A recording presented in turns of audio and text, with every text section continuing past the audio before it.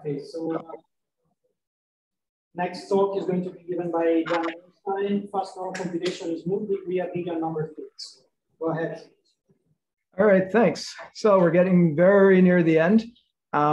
Sorry for not being there in person, but thanks to the organizers for making it possible for people to do everything via Zoom.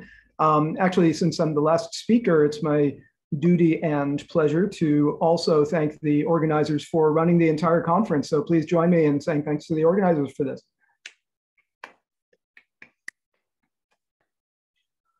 All right.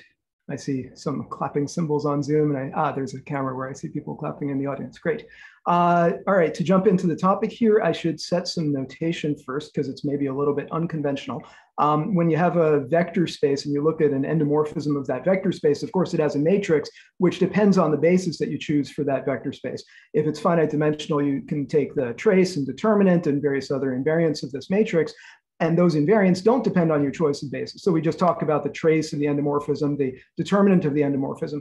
In particular, if you have an endomorphism which is coming from multiplication on your vector space being a field, then, well, we call that the trace of the element that you're multiplying by, or the, no, not the determinant, the norm of the element that you're multiplying by, which is very far down the list of ways that we torture students in academia. But it actually starts getting annoying for research if you're in a project where you have some algebraic stuff involving algebraic norms, these determinants, and you're also dealing with some analytic stuff where you have, say, two norms. And then after about the 50th time of trying to disambiguate between like which norm are you talking about at any given moment, you realize it's maybe better to just say determinant. So I'm going to see if I can go through this entire talk just saying determinant of elements of number fields.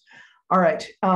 The computation of these things, well, of course, computing determinants is something that takes polynomial time. I mean, you just by linear algebra, you take cubic or even subcubic number of operations for the number of operations for Gaussian elimination. And then each operation you're doing, well, your coefficients might start growing, but you can control that. So you have overall a polynomial time algorithm to compute determinants of elements of number fields, which if you're not doing too many of these computations and your sizes are not too big, that's fine. However, sometimes people are doing a lot of these computations. One of the most traditional examples is computing H minus. So the situation here is people who are solving Diophantine equations naturally end up looking at, well, you have some number field where the class group and unit group of that tell you a lot about the solutions to your equations. And in particular, if you have mth power equations, then you naturally end up looking at the class group of Q adjoins zeta M.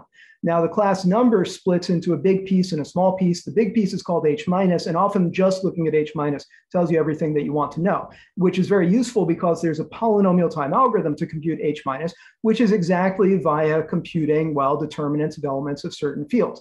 And these elements, I've got some examples on the slide here, and give me a sec to get my little Zoom window out of the way here so I can see what my slides are doing. There we go. All right, so the examples here are H minus for M equals 64, 128, and 256. And you can see some factors there, which, well, some of you in the audience will just recognize these numbers. These numbers are coming from, well, determinants from certain fields down to Q of various elements of these fields, which are the B's that are in later on the slide, B64 and B128 and so on. And these B's are small coefficients, which are easy to write down, some character sum of A times chi of A for some appropriate characters chi. And then, well, you write down these B's and then take their determinants, and then that tells you the 17 and 21, 121, and so on, which get to be pretty big numbers as your M gets bigger and bigger. And so people who are trying to do these computations to get an idea of what H minus looks like for a lot of cyclotomic fields and understand patterns of regular primes, for example, the original solutions to a lot of cases of, well, Fermat's last theorem, they were studying how quickly you could compute these H minus values. And so there's quite a few papers which are spelling out computations and algorithms for this, where the algebraic techniques got down to, assuming fast multiplication, got down to quadratic time in M. Nice paper to read on that, not the first quadratic algorithm, but Chocolai's paper from 1999. It's on an M squared algorithm to compute HM minus. There's other techniques. If you look enough at the L functions running around, then, well, Louboutin has algorithms to compute HM minus in M to the 1.5 operations. And who knows, maybe with some sub-exponential L function techniques, you could get that down to M to the 1 plus epsilon, but, well, that hasn't been done. the time for this, when I say you might be able to get down to m to the 1 plus epsilon, the sort of boundary of the time you need to take is m to the 1, because that's the size of your output, hm minus, as about m bits, m to the 1 plus epsilon bits. Now, what I'm going to tell you about in this talk is for a lot of choices of m, some Fft condition on m, you end up with an algorithm which takes m to the 1 plus epsilon operations. An algebraic algorithm, it's really for computing determinants of arbitrary elements of the fields that show up. So you don't need the L function structure to do this. And it's not for every value of m, but it is quite a lot faster than the m squared or m to the 1.5 algorithms. Now, this is not actually the biggest application of computing determinants of elements of number fields. The biggest application is what Cohen calls two of the fundamental computational tasks of algebraic number theory, namely computing class groups and unit groups. So the big picture here, what people have done for well over 100 years, is you take a number field k and you're writing down all the small elements of OK, the ring of integers of k. And then you pass those through a filter, which is recognizing, do you have an S unit? And this is something where, depending on exactly how many elements you have and how you choose this S, this can be a lot of time to go through. As your field gets bigger and bigger, you end up considering a sub-exponential number of elements in, for example, the discriminant of the number field. And you end up writing down, S's, which are pretty big, and then doing a lot of these computations of whether elements of OK are S units. Now, if you look at Cohen's description of how this is done, then he's actually considering something more general, which is you have any ideal of OK, non-zero ideal, and you write down S generators of that ideal by writing down small elements of the ideal and then hoping that those elements factor appropriately. But, for everything I'm going to talk about, it's enough to look at the case of OK. And actually, for the applications to, for instance, cyclotomic fields, OK is basically doing everything you need. So lots of reasons that I'll just focus on small elements of the ring. Now, once you've written down all the small S units, then just by looking at the factorization, the exponent vectors and the factorizations of these S units, you end up figuring out the S unit group, which tells you the unit group and the class group, assuming S is big enough, which it rapidly is, big enough to generate your class group. Okay. Now, in the middle of this algorithm, you've written down lots and lots of elements of OK. How do you do this filtering? How do you recognize the S units? Well, this is something Tanya in her talk yesterday was talking about, the process of doing this and another application of this. And there's two different situations that you see in the literature, which is doing these computations. One is like in the number field sieve for integer factorization, where you have some field k is q join alpha, and alpha is a little bit big. It's big enough that if you look at the small elements of OK, then those are all small linear combinations of just a few powers of alpha. Even if it's a pretty big degree number field, you're only looking at, say, combinations of 1 and alpha, or maybe alpha squared. So you have some low dimensional lattice, and then a lot of sort of big coefficients of 1 and alpha, and then inside that lattice, if you ask which of those elements are divisible by some prime ideal or in some prime ideal P of this ring of integers, then that's some sublattice of your two-dimensional lattice, and you easily write down each of the elements of that lattice. Because you've got a low dimensional lattice and sort of big boundaries inside that lattice. However, if you're trying to compute class groups or unit groups of a big balanced field, for instance, Q adjoins zeta M, or the real subfield of Q adjoins zeta M, then this lattice ends up being high dimensional, the lattice that contains the small elements of your field, because you can just apply automorphisms and you get some pointing in some different direction. You've got some elements of your field which are just as small as what you started with. And in this case, it seems really hard to work with sublattices and just pinpoint, like if you pick some prime ideal, then what are the elements of that prime ideal which are very small coefficients? Well, that's supposed to be a hard problem. And somehow what Tanya was talking about was attacking the problem of finding short elements of ideals. That is nowhere near as easy as for the number field sieve. So what people do instead is they say, okay, for each small element of OK, you say, just is that an S unit, rather than trying to go through your prime ideals and identify all of the alphas that are in that prime ideal P. You go through all the alphas, and for each alpha say, okay, is that an S unit? Which means two steps. First of all, you compute the determinant of alpha down to Q, and then you ask, is that a smooth number? Is that S smooth, or smooth with respect to the prime numbers that divide S? And in the Galois case, that tells you immediately whether alpha is an S unit. Outside the Galois case, you have to do a little more work to recognize minimize whether you're looking at an S unit. But so two major parts of this are the factorization, which is something that there's a lot of literature on, and the computing these determinants in the first place. So let's focus on how quickly you can compute these determinants. Well, let me give you 2 slides to give an overview of what you'll find in the paper about this. So first of all, there's the preliminary question of how big the output is, where you kind of expect some discriminant blow up in how big, like HM minus having about M log M or so bits. In general, there's some very easy upper bound. Of course, you don't get a lower bound because sometimes you have some element of determinant 1 or -1, and obviously it's not that they're always going to have n log n bits, where n is your field degree. What this section is doing is pinpointing things much more precisely, saying, suppose you have, in the case of a power of 2 cyclotomic, which I think is reasonably representative of these big balanced number fields, the section is, well, it's hard to prove anything in these high dimensions about what exactly is going on. You can get some very crude bounds. What the section is doing is first saying, here's a very precise heuristic, which is labeled as a circular approximation. And then here's a bunch of experiments which are close to the heuristic. Obviously, I mean, there's a question there about what can be proven, but it seems fair to say that compared to the trivial upper bound, the actual behavior is a certain curve, which is identified in the paper around something which is a little less than half of the upper bound. So if you have sort of the naive upper bound on these determinants that you're working with, then you end up with, well, it's like half as many bits as that. And for purposes of saying asymptotics for how fast the algorithms are, let's just assume that everything is about that size. Okay, section 3 of the paper is saying baseline, there's lots of algorithms in the literature. The 2 main techniques that people use for computing determinants of elements and number fields is, first of all, do some extended Euclid GCD kind of computation to compute a resultant by, well, continued fractions.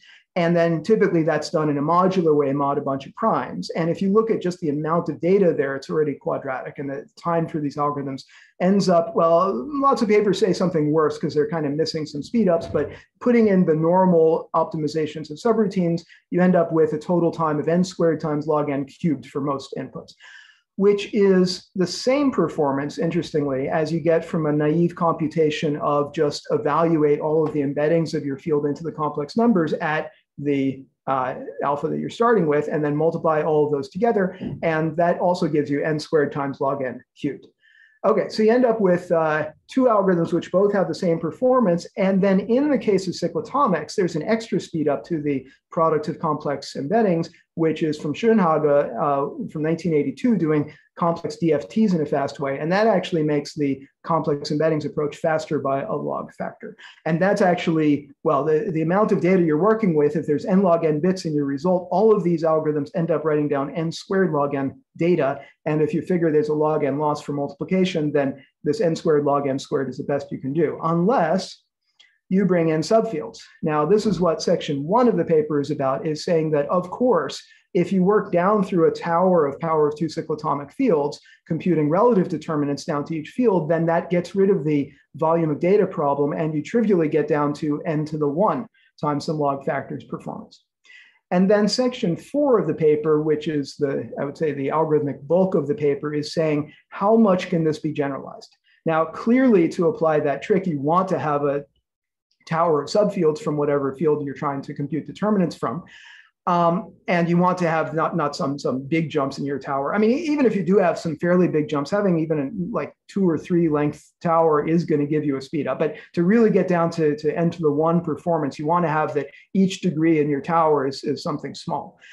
And then also you have to be able to do arithmetic quickly in each of the subfields that you work with. So what you want is to have at each step in your tower, not just where you're starting from, and it's sort of obvious you have a nice way to multiply in Q adjoins zeta m, but you also need for each of the subfields that you're working with that you have some way to do fast multiplication, which needs your coefficients to be small, first of all, for the data volume.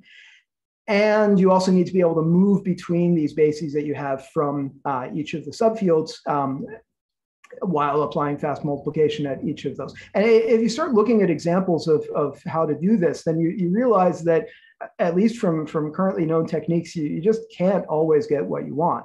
But if you're starting with a Q adjoins zeta m, then what you need is to be able to do fast multiplication in abelian fields. And this is something where the rest of section 4, after identifying what the issues are, focuses on the case of abelian fields, so subfields of cyclotomics. And then in the case of abelian fields, there's lots of literature saying, going back to Gauss, saying, here's a nice basis for abelian fields, which is totally straightforwardly moving from one field to a subfield of it. However, the literature does not say a fast multiplication algorithm for these bases. On the bright side, if you look at an Fft algorithm due to Rader, which has had a resurgence in popularity recently for various reasons, then you see that that works perfectly with Gauss period bases for all of these fields. And then, okay, you're done. As long as each degree in your tower for an abelian number field has each relative degree is at most log n to the little o of 1, you get an overall performance of n times log n to the 3 plus little o of 1, which is just one log factor worse than the data volume. Okay, section 5 is going through what does this mean for filtering S units and comparing to the cost of factorization and so on. All right, what I'd like to do in my remaining time, and I still do have some time, is show you a little bit more about what's going on in section 1 and section 4. Let me start with the case of power of 2 cyclotomics. So let's remember there was some B128 that I had on a previous slide for computing H minus, H128 minus, and this was some plus and minus small coefficients times powers of zeta 32.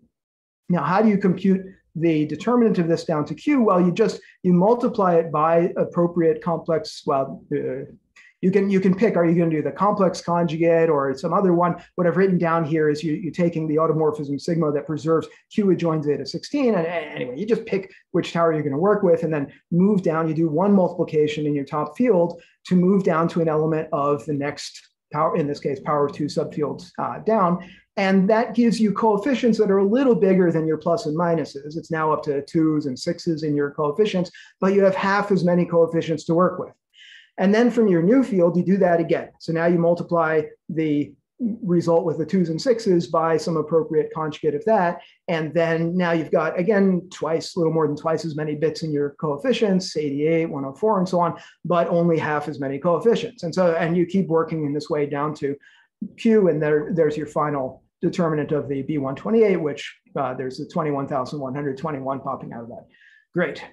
Now, this algorithm appears in the first place I found it is, I mean, of course, it's textbook material saying that you can compute determinants via relative determinants, but the speed of this, the first analysis that I've seen is from a 2010 paper from Gentry and Halevi, which says that the cost here is n, well, soft linear in n, so n times some power of log. And they say this relies on the special form of a power of 2 cyclotomic, which in the way that they present it, it's all very hands-on, doing each computation of multiplied by some sigma of something in a very explicit way, which makes it maybe unobvious that you can trivially generalize it to Q adjoin zeta sub anything smooth. It does work, of course, in Q adjoin zeta sub anything smooth, and a little bit of what's in my paper is just spelling that out, including speed ups and some log factor improvements to make that go quickly. What if you try to go beyond Q adjoin zeta sub smooth? Well, the main challenge that you end up with, again, is figuring out how do you do fast multiplication in all of the subfields you're working with. If you have Q adjoin zeta sub m where m is smooth, then you just easily write down a bunch of zeta sub some smaller numbers, and then Q adjoin each of those, you easily have fast multiplication. But suppose you find yourself in a field where you don't have such a nice basis as Q adjoin zeta m. What do you do to multiply quickly? It's, well, again, that's the main challenge, which doesn't seem to be addressed in literature, except for what I'll say in this slide and the next few slides.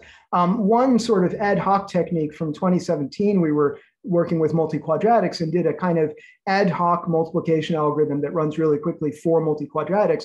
So then you can do fast determinant computation working down through a chain of multi-quadratic fields. But it's not obvious how to push that to other fields.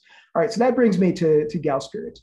So the situation here, the situation which shows, I would say, the non-bureaucratic core of what's going on is if you have Q adjoin zeta p for some prime number p, and assume that p minus 1, so the degree of this field is smooth, factors into small primes. Now, the subfields you're working with there don't have a nice Q adjoin zeta something basis, but, well, they sort of have a nice basis inherited from a basis of Q adjoin zeta p. So this is the Gauss period basis. For instance, if you take inside Q adjoin zeta 17, the example on the slide is you have a field of degree 4. And then that field has a basis, which is, well, the 4 elements are explicitly written down here. And what's going on here is these are traces of various powers of zeta from the Q adjoint zeta 17 top field down to the degree 4 subfield F that you're working with. One way to think about what's going on with this basis is that if you follow the textbook description of how do you work with Q adjoin alpha, then, well, you figure out the degree of alpha and write down 1 alpha alpha squared and take linear combinations of those as your basis for Q adjoin alpha. And I mean, hopefully Z adjoin alpha is not too far from the ring of integers. But in the case of Q adjoin zeta p, that is not a very friendly choice of basis because you would like to also have something that's compatible with automorphisms. And I mean, you're kind of missing something. If you apply an automorphism to zeta 17 to the 0 through 15, then you're missing zeta to the 16. And that pops up when you do automorphism. So it's not the best basis. If you just rotate it by 1 position and write down zeta 17 to the 1 through 16, so all the non-zero numbers, non-zero exponents, modulo 17, then you're good. And then you immediately see how automorphisms act on your coefficients represented in this way, like linear combinations of zeta to the 1 through zeta to the 16. And then, well, what's invariant under that is just linear combinations of these Gauss periods. Visibly, you see the periodicity because the automorphism group acts on your chosen basis. And it's also an integral basis. And so great, everything's beautiful when you're working with the slightly rotated basis. The fact that there's something missing from the usual basis as an incentive to read the paper. The paper has what I would say is an absolutely fantastic joke about the missing power of zeta in the usual basis or in any rotation of it. And I'm not going to tell you what it is, you just have to read the paper. So, okay, you've got this rotated basis, and then you see immediately, because automorphisms act on this, you see immediately bases for subfields defined by the same automorphisms. The same thing works, I should say, for Q adjoin zeta m if m is square free, because that's just tensoring the Q adjoin zeta p's for the prime numbers p dividing m. If m is not square free, then, well, then it's more complicated. You can't just take zeta to the things co-prime to m. For instance, for m equals 4, if you take I and minus I, those don't form a basis for Q adjoin I. But okay, the bureaucracy to deal with this is worked out in the literature. Best reference I know is a paper from Breuer in 1997, which spends a couple sections describing this and spelling out the proofs, and credits Hiss and Lenstra for the exact bureaucratic details there. But I'll try to suppress that for this talk. All right, 2 more slides. One is, how do you multiply on this kind of basis quickly? Well, let's go back to Q adjoin zeta p. Of course, if you have a polynomial which is representing an element of Z adjoin zeta p, then to multiply that, you use some sort of FFT-based algorithm. Let's insist on a particular FFT-based algorithm, which is Rader's algorithm from 1968. So how does this algorithm work? If you have, say, a combination of zeta to the 1 through zeta to the 16, where the coefficients are G1 through G16, and you're trying to evaluate that polynomial at, well, different powers of zeta, not just zeta, but zeta squared, zeta cubed, and so on, then, well, all the exponents in the formula here are written as powers of 3, which is a generator modulo 17. What is G, this polynomial, evaluated at zeta to the 3 to the b? Well, let's just do that explicitly. It's a sum of the coefficients G sub j times the jth power of zeta to the 3 to the b. And now if you rewrite j as a power of 3 or 3 inverse, you get the sum of G sub 3 to the minus a times zeta to the 3 to the b minus a. Okay, great. Now, what is the shape of this formula? This is saying that the values of G, the things you want for an FFT, the values of G at roots of unity are a sum of, well, some function of a times some function of b minus a. And that's a convolution. That is, that shape of function of b is a sum over a of function of a times function of b minus a. That's a convolution. So that was Rader's idea. And that immediately gives you, well, you just convolve using whatever your favorite FFT-based convolution algorithm is. You just convolve the G coefficients in the right order with the zeta powers in the right order, and you end up with the G values, the FFT results in the right order. Great. So as soon as you can do polynomial multiplication mod x to the 16 minus 1 quickly, or generally mod x to the p minus 1 quickly, then you end up doing an FFT, a zeta p FFT quickly. Now, what happens if you have an element of a subfield? suppose you have an element of the field F that came up before. That's exactly the G's where the coefficients in this order have a periodicity of period 4. It's just the first 4 coefficients, the G1, G6, and so on, tell you the next 4 and the next 4 and the next 4. And so this convolution of that periodic sequence with, well, the zeta powers, you can just reduce that, fold that into a convolution of a length 4, G1, G6, et cetera, with the sums of, well, exactly the Gauss periods that appeared on the previous slide. So if you have an element of your subfield, that's exactly a periodic element of the field represented in the way that Rader tells you to represent it for doing FFTs, and then you reduce your length 16 convolution down to a length 4 convolution. And in general, if you have whatever subfield of Q adjoins zeta P, same thing happens. Great. This combination of Rader's FFT with Gauss period, so folding Rader's FFT, this goes back to, well, first reference I found is a paper from Arita and Honda in 2017. Now, they don't spell it out this way. They never mention Rader. They never mention Gauss periods. They do say traces. I mean, it's not super hard to get it out of this paper, but if you just try Googling for it, you will not find it. But they do say, here is the algorithm. Here's how to do a fast FFT on elements of subfields of Q adjoins zeta P. Great. Then what I'm doing in the Q adjoins zeta P case is saying, okay, this is very useful because this is subfield compatible, because it's traces, it's Gauss periods. You can use this in exactly the situation of computing determinants of elements of Q adjoins zeta P, and you can make it faster using segmentation. So Schoenhage's speed up from 1982. And here's how it compares to the other algorithms that are out there. And then the other half of the work in the paper is going beyond prime conductor to, well, again, the bureaucratic kind of painful part is doing not just square free, but any conductor. That's something where I have, well, 2 pieces of software. One of them is exactly for not just prime conductor, but arbitrary conductor, Sage scripts, which test all the main algorithms. And wow, that was pretty painful to put together. But okay, Appendix A is surveying what's going on, and the software is online, and you can try that out and see how all the pieces work for that algorithm. The fun part is seeing how fast it is and really beating NTL, for instance. You can just write a few lines of Sage, which do these determinant computations, and it's already 10 times faster than NTL. And with more work, so Appendix C is some C software, which is doing the same computations and 100 times faster for typical sizes, or even more than NTL. And I guess Flint has recently sped up, but it's still in the same ballpark as NTL for these resultant computations. So if you want to compute any determinants of elements of abelian fields, then as long as you have a smooth tower, so all of your relative degrees are reasonably small, this is definitely the way to go. That's it. Thank you for your attention.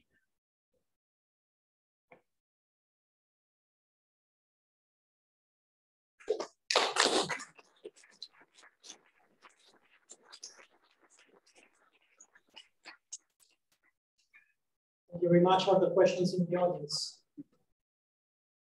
Yes, go ahead. I'm wondering, does any of this generalize at all to like a non-abelian case, like a solvable group with small cyclic quotients, something like that? Yeah, so I mean, of course, there's lots of cases where you can say here is some sort of tower. And if you're in the Galois case, then it seems like things should work, except it's not clear how big your bases need to be for the intermediate fields. I mean, there's sort of multiple things going on for what's contributing to the speed here. And part of it is, yeah, having this tower of subfields to start with. Part of it is, well, it feels like it's just a question of being in the Galois case, but it's somehow a little bit more is happening. There's something which feels special about doing Gauss periods, where it's not clear to me how you can control sizes if you just say I've got any Galois extension. And then, of course, you can also try to go beyond the Galois case, and that raises more difficulties. The only thing that feels clearly required is having subfields. I tried to do something with saying, there's a brief note in the paper about open questions, and in particular saying, suppose that you have something, suppose you're in the abelian case, but not a smooth degree. Say you have like 2 times prime degree, Q adjoins zeta P. So P minus 1/2 is prime. Then in that case, it feels like you should still be able to do some baby step, giant step decomposition of your Galois group. But it's not clear how to control the data volumes. Maybe somebody just immediately sees how to do it. I didn't see how to do it. And there's various other cases. I think that the easiest would be, yeah, going to Galois, not just Abelian, but still having a nice tower of subfields to work with. One last question, the very last question of the workshop. Some pressure. Yeah, so there's too much pressure for anyone to handle. So let's thank Dan again, and let's thank all the speakers.